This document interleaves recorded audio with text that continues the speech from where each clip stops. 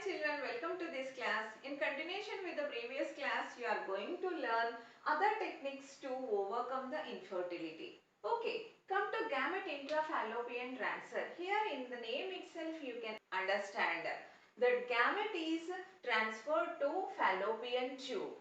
So it is also called as GFT. Okay, here the problem is in females. If there is any defect or disease in the ovaries, they cannot produce ova.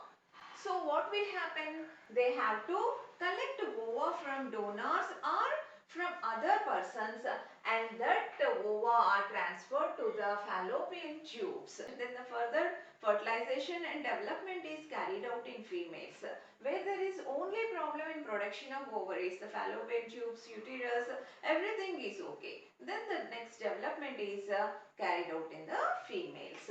Such couples are suggested with this GIFT technique. There is any problem in the males in the sperm count, then they are suggested intracytoplasmic sperm injection technique.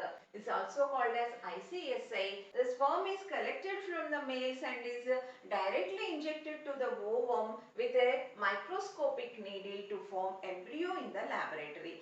That embryo now is inserted into the uterus or fallopian tube of female. That's why it is called as intracytoplasmic sperm injection.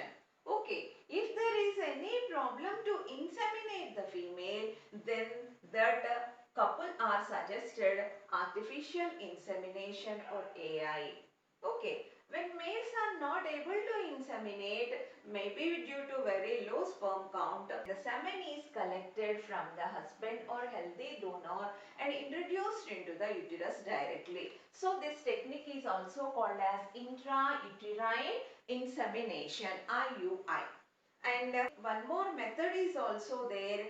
That method is called as surrogacy. If there is any problem in the females in conceiving or the suitable environment is not there in the uterus, then they will suggest surrogacy method. Ovum and sperms are collected from wife and husband or from healthy donors, and that fertilization takes place in the laboratory so that the zygote is transferred to the womb of another mother or surrogate mother. If this zygote is transferred to that same mother as in the zygote intrauterine transfer, if it is not transferred to that mother, if there is any problem with that mother, it is transferred to another mother, that is called as surrogate mother, who provides uterus for the development. Okay, this is called as surrogacy. If the persons who may not go for that, there is one good way out, that is adoption of a child.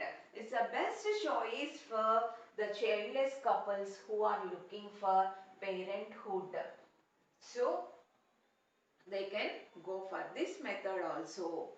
After learning or getting knowledge about the reproductive health, I hope you have understand what are the problems and what are the alternative sources for that. So by understanding this reproductive health, be a good citizen and provide a healthy society. Thank you.